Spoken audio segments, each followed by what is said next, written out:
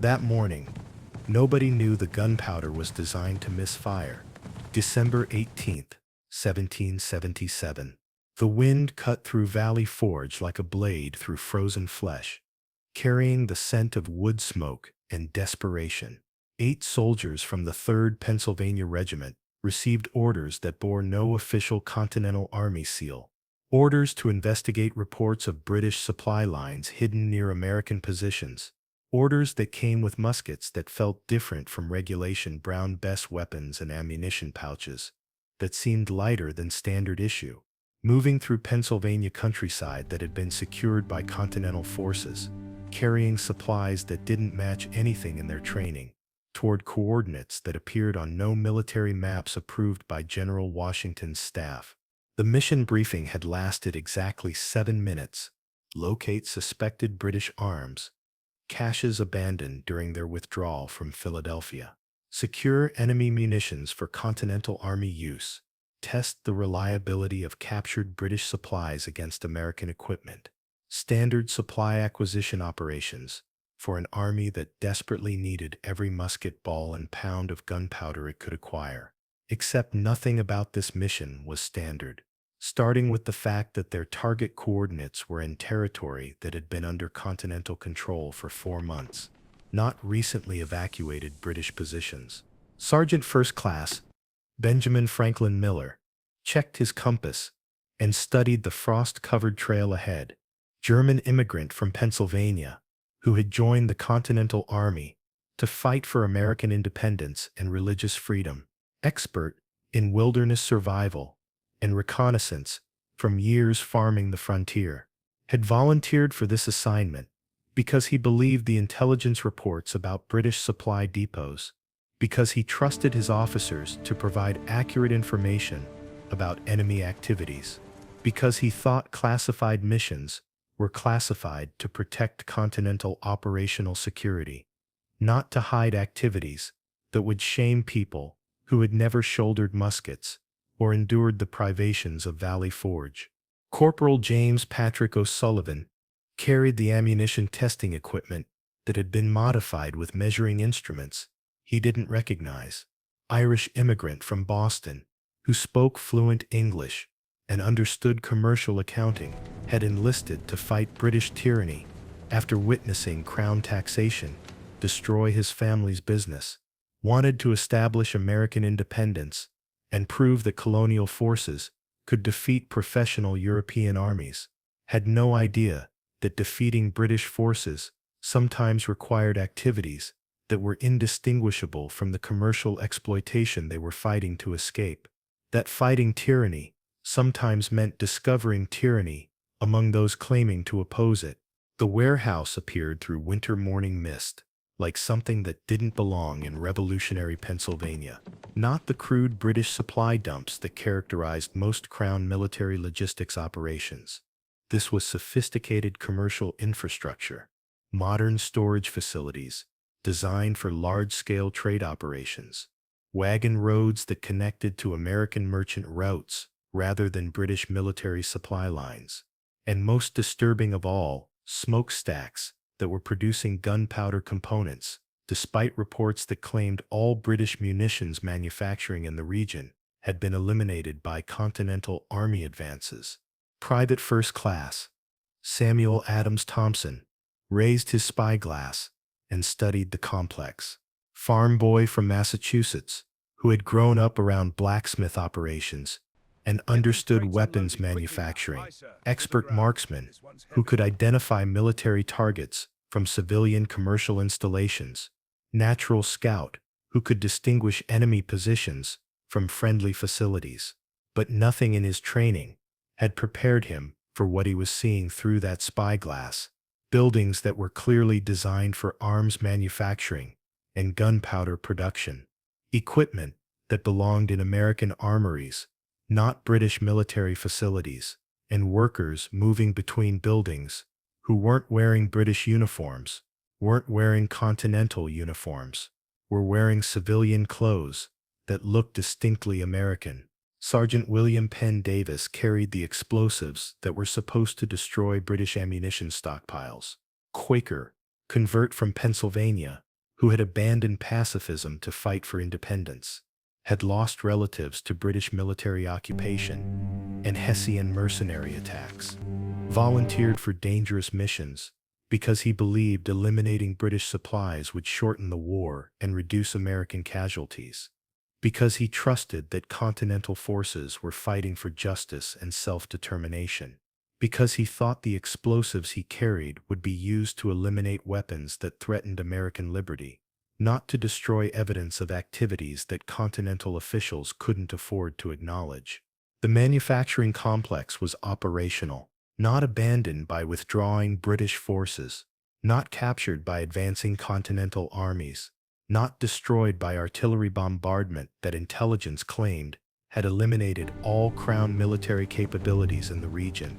Operational, and apparently producing ammunition and weapons components that required sophisticated equipment, skilled personnel, and ongoing commercial logistics, activities that someone was willing to risk 8 Continental lives to investigate, or eliminate, or cover up. Private Thomas Jefferson Anderson was the unit's specialist in reading and mathematics, Virginia planter's son, who had joined the Continental Army to fight for American independence and democratic principles. Expert in surveying and documentation, could analyze supply records and identify discrepancies in military logistics, had joined this mission to ensure that captured British supplies were properly inventoried for Continental Army use, had no idea that proper inventory sometimes revealed improper activities, that fighting for American principles sometimes meant discovering Americans who were betraying those principles for commercial gain. Corporal Alexander Hamilton Rodriguez handled communications and commercial analysis, Spanish immigrant from New York, who had joined the Continental Army to prove his American loyalty, expert in trade operations and financial accounting, could operate signal equipment under combat conditions, could analyze commercial records and identify suspicious business activities. But the records he was analyzing weren't British military documents, were American commercial ledgers, were business communications discussing American activities at what was supposed to be a British military facility. Private George Washington Brown tested the ammunition that had been provided for the mission. Free black man from Pennsylvania, who had enlisted to fight for liberty and prove his courage, expert in weapons maintenance and ammunition quality control, could identify defective gunpowder and faulty musket balls, but the ammunition he was testing wasn't protecting Continental forces from British weapons, was exposing Continental soldiers to systematic sabotage that was designed to cause American weapons to fail during combat with British forces. Miller signaled for his team to observe the manufacturing complex from concealed positions. 20-year colonial militia veteran who had fought in the French and Indian War, had seen combat against French forces and their Indian allies, understood that war required difficult decisions and dangerous intelligence gathering, but also understood that some activities crossed lines that couldn't be uncrossed, that some orders required questioning, even when questioning orders could be considered mutiny against the Continental cause, that some missions revealed truths that were more dangerous than British military action. The manufacturing complex contained buildings that didn't match any known British or captured Continental architecture, didn't match Crown military designs that Continental intelligence had documented, matched American commercial construction patterns, matched weapons, manufacturing facilities, matched gunpowder production, installations that were identical to facilities that American merchants operated in colonies like Pennsylvania and Massachusetts, matched the kind of installations that American businessmen built to fulfill military supply contracts with both Continental and British forces through spyglasses. The soldiers could see workers moving between buildings, wearing American commercial clothing and using American manufacturing techniques, could see wagons arriving with raw materials that bore American merchant markings, could see finished ammunition being loaded onto transport vehicles that were designed for both Continental and British military supply. could see commercial equipment that was identical to systems used by American merchants and contractors, could see evidence that proved this facility was American, not British. O'Sullivan intercepted messenger communications that confirmed their worst suspicions. Conversations in American accents between commercial personnel who were discussing production quotas, delivery schedules, and profit margins, not military communications about supporting British combat operations, commercial communications about weapons manufacturing, about business operations that were producing defective ammunition for Continental forces while simultaneously manufacturing superior gunpowder for British buyers, about activities that violated every principle of American independence while generating substantial profits for American merchants. Thompson discovered that the ammunition being produced contained gunpowder charges that were deliberately reduced below military effectiveness, musket balls that were cast with impurities that would cause weapons to misfire, cartridges that would fail when Continental soldiers needed them most during combat with British forces, manufacturing defects that weren't accidents or quality control failures, were systematic sabotage designed to increase Continental casualties while maintaining plausible deniability for American merchants who were profiting from both sides of the war. Davis used his explosives knowledge to examine the facility's production methods and saw something that changed everything. Manufacturing equipment that was identical to machinery used in American armories, production techniques that were standard in Continental weapons factories, quality control procedures that were being deliberately subverted to produce defective ammunition for Continental forces while maintaining high standards for munitions destined for British buyers. Evidence that proved American merchants were sabotaging Continental military effectiveness while claiming to support American independence. Anderson realized that the Continental soldiers they were supposed to be supporting were being killed by weapons produced in American factories by American workers under contracts with American merchants who were being paid by the Continental Congress. Ammunition that was designed to fail when American lives depended on its reliability. Weapons that were manufactured to break under combat stress. Equipment that was systematically sabotaged to ensure British military superiority. Commercial betrayal that was generating profits while killing Continental soldiers. Rodriguez examined the commercial documentation and recognized business procedures that were identical to systems used by American merchant companies and trading houses. Logistics that were designed for supplying both Continental and British forces from the same manufacturing facilities. Transportation networks that were moving superior weapons to British armies while delivering defective ordnance to Continental forces. Commercial operations that were prolonging the war to maximize profits from both governments. Brown analyzed the gunpowder samples and identified systematic adulteration that would reduce effectiveness by approximately 40%. Gunpowder that had been diluted with sand, charcoal, and other substances that would cause misfires and reduced range. Ammunition that was designed to fail during the most critical moments of combat. Quality control that was ensuring Continental defeat while providing British forces with reliable ammunition that would give them decisive advantages in battle. The soldiers realized they weren't investigating British supply operations.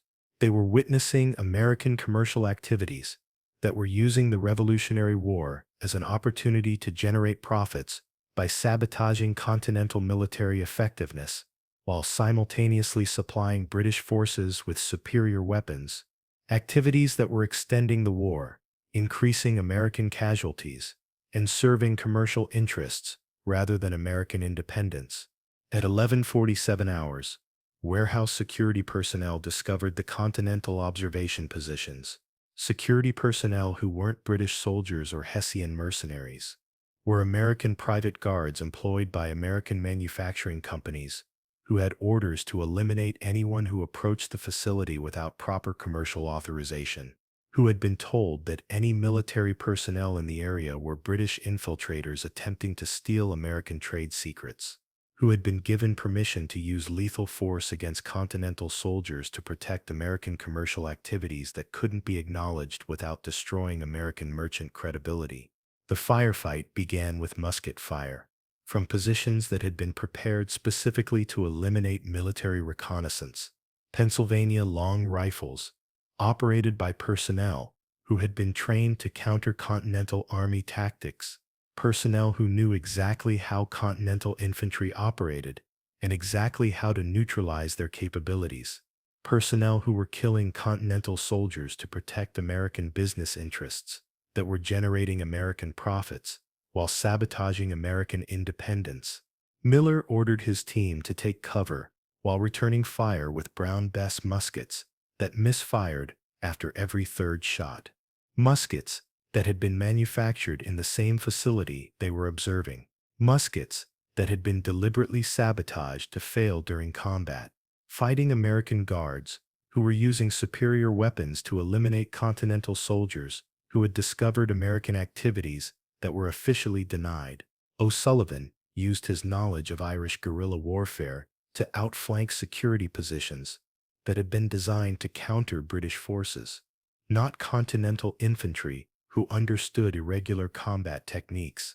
Eliminated several guards who were carrying identification that proved they were American citizens employed by American manufacturing companies that held Continental Congress contracts for producing military supplies. Thompson used his marksmanship training to eliminate facility personnel who were attempting to signal for reinforcements that would overwhelm the reconnaissance team. Personnel who were using American commercial communication systems to contact American merchant associates who would respond with additional guards and possibly Continental military forces who would be told they were eliminating British infiltrators rather than Continental soldiers who had discovered American commercial crimes. Davis used his explosives expertise to destroy manufacturing equipment that was being used to produce defective ammunition for Continental forces, not to eliminate British military capabilities, but to prevent American sabotage of American military effectiveness. Explosions that eliminated production machinery, destroyed quality control records, and killed witnesses who could have testified about activities that were funded by Continental taxpayers but served British interests rather than American independence. Anderson used his documentation skills to gather evidence of American weapons sabotage, while using his access to destroy commercial records that documented systematic betrayal of Continental military interests. Evidence gathering that preserved proof of American merchant crimes while preventing American companies from completing contracts that would have been profitable but would have ensured Continental defeat through systematic weapons failures. Rodriguez used his communication expertise to intercept and disrupt facility messenger traffic that was attempting to coordinate the elimination of Continental soldiers who had become inconvenient witnesses to American commercial activities. Communications that proved American merchant executives knew about the sabotage operation, approved of the manufacturing practices, and authorized the elimination of Continental military personnel who discovered what was being conducted in America's name. Brown used his ammunition expertise to analyze and document systematic sabotage while destroying production samples that would have been used to continue manufacturing defective gunpowder for Continental forces. Analysis that proved American merchants were deliberately weakening Continental military effectiveness while simultaneously providing British forces with superior ammunition that would ensure American defeat. The soldiers extracted evidence of American weapons sabotage while fighting their way out of the facility against American security guards who had superior weapons and better defensive positions. Evidence that proved American merchants were sabotaging Continental military effectiveness while simultaneously supplying British forces with superior ordnance. Evidence that documented the use of Continental Congress contracts to fund activities that served British interests rather than American independence. But extraction required crossing territory that was controlled by Continental forces who had been told they were searching for British infiltrators. Forces that had orders to eliminate the reconnaissance team to prevent exposure of activities that could embarrass American merchant leadership and destroy Continental public support for the war. Forces that were willing to kill Continental soldiers to protect American business executives who had never risked their lives for anything except profit margins and commercial advantage. The pursuit began when Continental artillery began shelling coordinates that were transmitted by facility personnel who survived the infantry assault. Artillery bombardment that was officially attributed to counter-battery fire against British positions, but was actually designed to eliminate Continental personnel who possessed evidence of American commercial crimes. Bombardment conducted by Continental artillery officers who believed they were supporting Continental infantry operations, but were actually participating in the elimination of Continental witnesses to American merchant activities. Miller led his team through winter terrain that had been mapped by Continental engineers who provided the information to Continental forces that were pursuing Continental soldiers. Maps that showed every possible escape route, every potential hiding place, every source of water and shelter in the harsh Pennsylvania winter. Maps that gave pursuing forces decisive advantages against infantry who were trying to reach friendly lines while carrying evidence that could expose American merchant crimes. O'Sullivan used his language skills to communicate with Irish immigrants who were serving in other Continental regiments, convincing them that Continental soldiers were carrying information that could expose American activities that violated the principles they had enlisted to defend. Information that Irish American troops could use to embarrass Continental leadership that was tolerating merchant activities that were betraying the independence cause they had joined America to support. Thompson maintained communication with regimental headquarters, providing false information about their location and status to prevent Continental forces from intercepting evidence of American weapons sabotage. Communication that required deceiving Continental commanders who were participating in the elimination operation without understanding what they were eliminating. Communication that served American independence by opposing American merchants who were betraying American military interests. Davis used his demolition skills to create obstacles that delayed Continental forces pursuing the reconnaissance team. Obstacles that served American independence by opposing American commercial interests that were serving British interests. Obstacles that protected Continental soldiers from Continental forces who had been ordered to kill Continental soldiers to protect American merchants who were ensuring Continental defeat through systematic weapons sabotage. Anderson used his documentation expertise to preserve evidence while treating wounded civilians who were caught in crossfire between Continental soldiers and Continental forces pursuing them. Documentation that served historical truth while complicating military operations. Evidence preservation that demonstrated American principles while exposing American merchant crimes committed by Americans who claimed to be serving American independence. Rodriguez used his commercial analysis skills to intercept Continental communications about the pursuit operation. Learning that Continental forces had been told they were chasing British agents who possessed classified information about Continental military capabilities. Forces that didn't know they were pursuing Continental soldiers.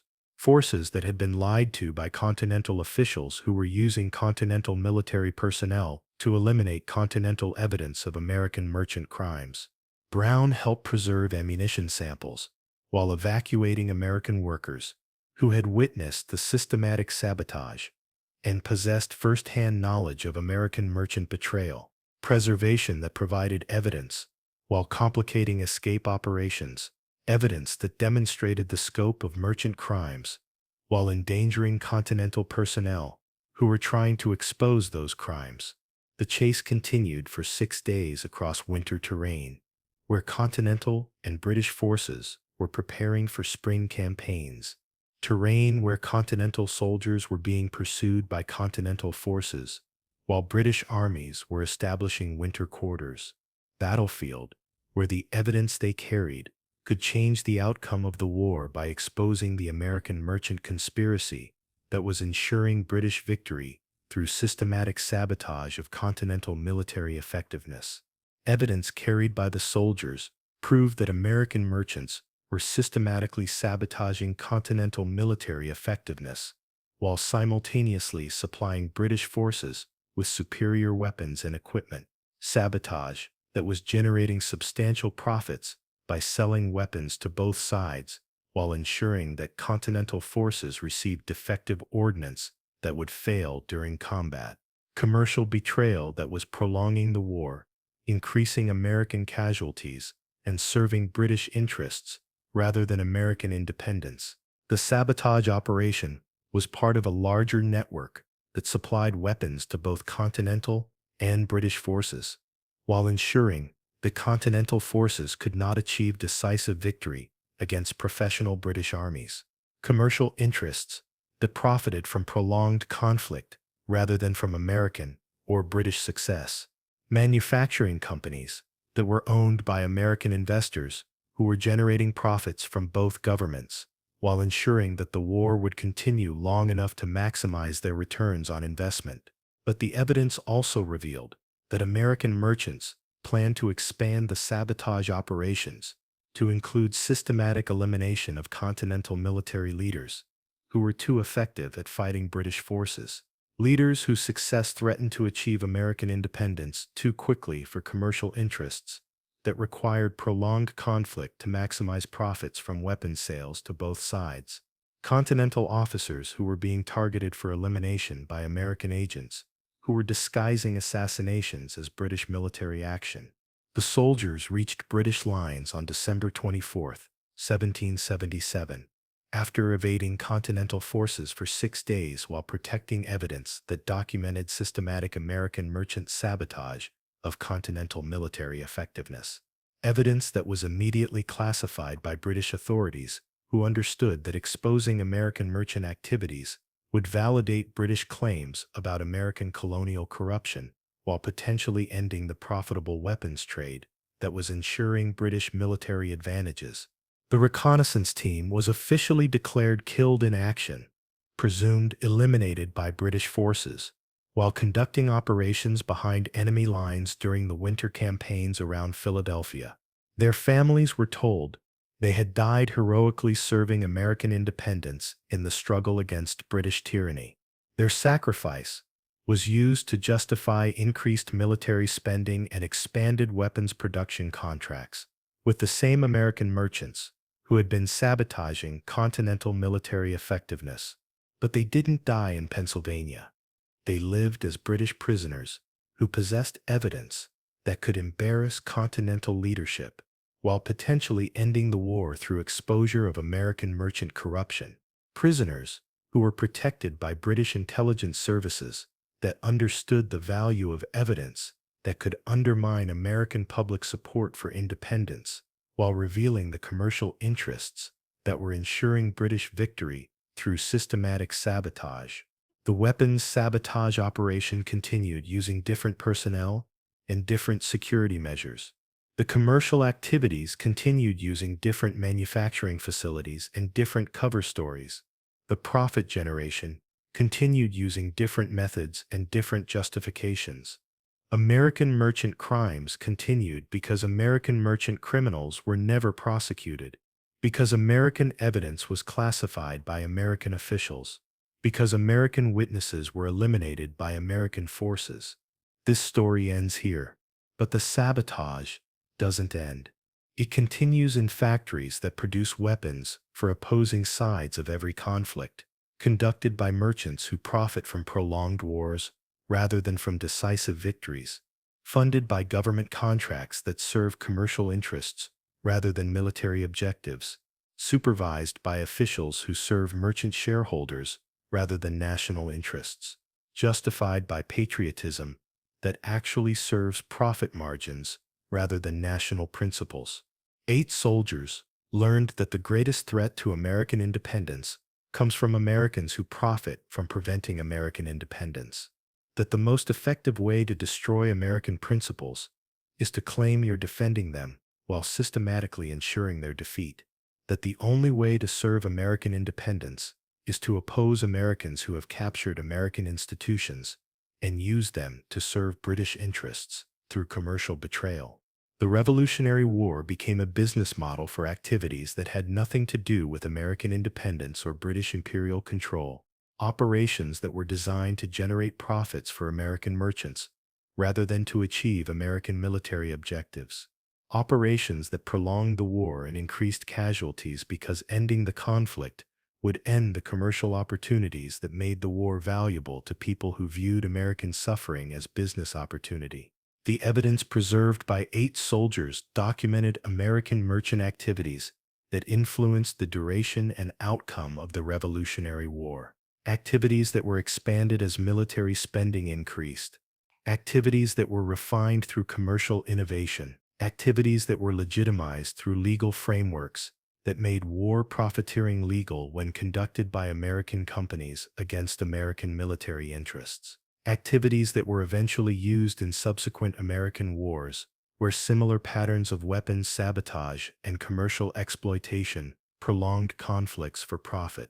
Some truths are too profitable for American merchants to acknowledge, too expensive for American officials to admit, too revealing for American institutions to declassify, too honest for American systems that depend on war profiteering for commercial revenue.